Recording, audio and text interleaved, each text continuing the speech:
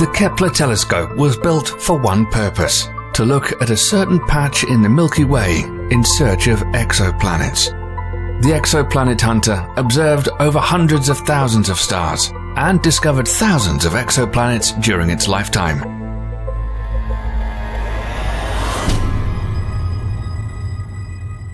Liftoff of the Delta II rocket with Launched in 2009 as part of NASA's Discovery program, Kepler's job was to constantly scan a fixed patch of sky within our Milky Way galaxy to find planetary systems. At the time of the launch, it had the largest primary mirror ever sent into space, and it also had a 96-megapixel camera to process the light. Astronomers were interested in finding out just how many stars have planets orbiting around them, and how many of these extrasolar planets or exoplanets have conditions that are suitable for life to develop.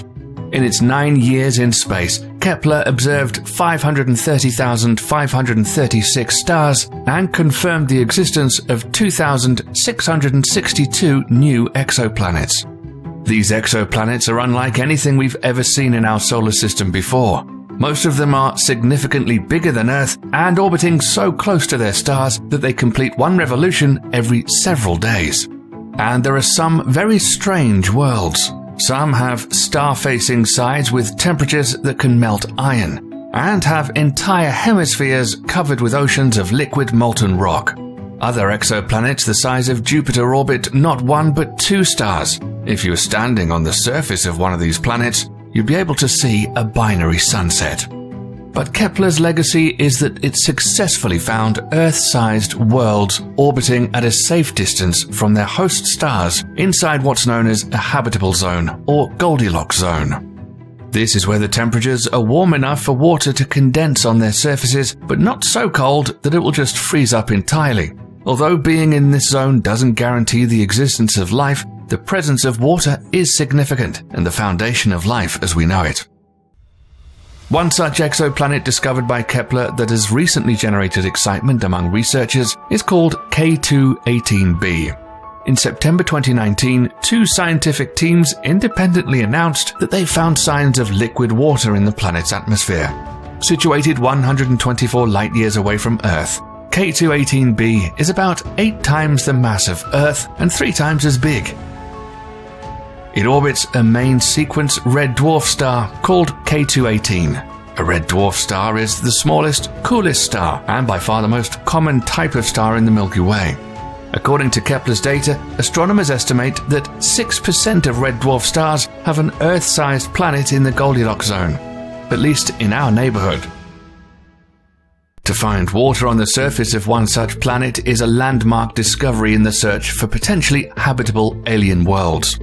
K2-18b is also the first planet with water out of all of the exoplanets discovered by Kepler in the habitable zone of stars. Kepler first discovered the planet in 2015, and since then its composition has been studied using other telescopes, like the Spitzer and Hubble Space Telescope. Kepler mainly used what's known as the transit method for exoplanet hunting. It essentially means that if a planet passes in front of a star, the light from the star dims slightly, and that's how we can tell that there's a planet there.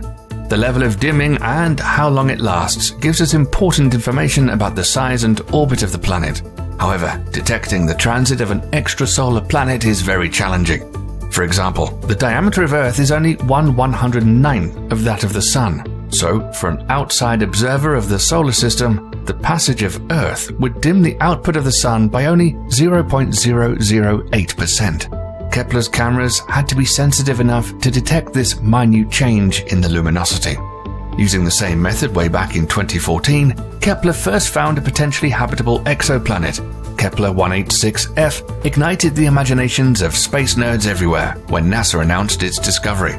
Now a new study indicates the exoplanet, 500 light-years away, may also have seasons and a climate similar to our own. New research out of Georgia Tech University has analyzed the planet's spin and axial tilt and found that its tilt is stable like Earth's, which makes it likely that Kepler 186f also has regular seasons and a stable climate. Similar research on the massive Kepler database is going on in research universities all across the world. In fact, in recent years, previous Kepler findings that were rejected as potential Earth-sized exoplanets due to algorithmic error are getting rediscovered. These false positives are now slowly being reanalyzed in conjunction with data from other telescopes. One such planet is Kepler 1649c. In mid-2020, while combing through old Kepler data and matching it against new data from the Transiting Exoplanet Survey Satellite, or TESS, astronomers confirmed the existence of another exoplanet with very favorable conditions for life. Kepler 1649c, located 300 light-years from Earth, is very similar to Earth in size and estimated temperature. This newly revealed world is only 1.06 times larger than our own planet. Also, the amount of starlight it receives from its host star, which is also a red dwarf, is 75% of the amount of light Earth receives from our Sun, meaning the exoplanet's temperature may be similar to our planet's as well. Kepler 1649c provides yet another example of an Earth-sized planet in the habitable zone of a red dwarf star. But before we get ahead of ourselves, it's important to note that out of the 2,662 exoplanets identified by Kepler, only 16 of them lie inside the Goldilocks zone. And out of these 16, some of these planets are tidally locked with their parent stars, meaning that only one hemisphere of the planet faces the star, and this is not ideal for life. Others are more like a smaller version of Neptune than a larger version of Earth, and planets similar to Neptune are expected to have a significant envelope of hydrogen surrounding any layer of water on the surface, with a planetary core of rock and iron. If the hydrogen envelope is too thick, the temperature and pressure of the water layer beneath would be far too great to support life. On top of all of this, despite being cooler, red dwarf stars tend to be more active than Sun-like stars. Thus, the planets may be exposed to higher quantities of damaging ultraviolet radiation than what we're used to here on Earth. Because of this, surface temperatures can range between -100 and 116 degrees Fahrenheit, or -73 to 47 degrees Celsius. That means the surface could, on average, be colder than Antarctica or hotter than Earth's most blistering deserts. Unfortunately, we just don't have the technological know-how to study the composition and atmospheres of these alien worlds and comprehensively answer all these questions yet. But don't despair. Based on the statistical analysis of all the Kepler observations, astronomers now estimate that 1 in 5 stars like the Sun have planets about the size of Earth and a surface temperature conducive to life.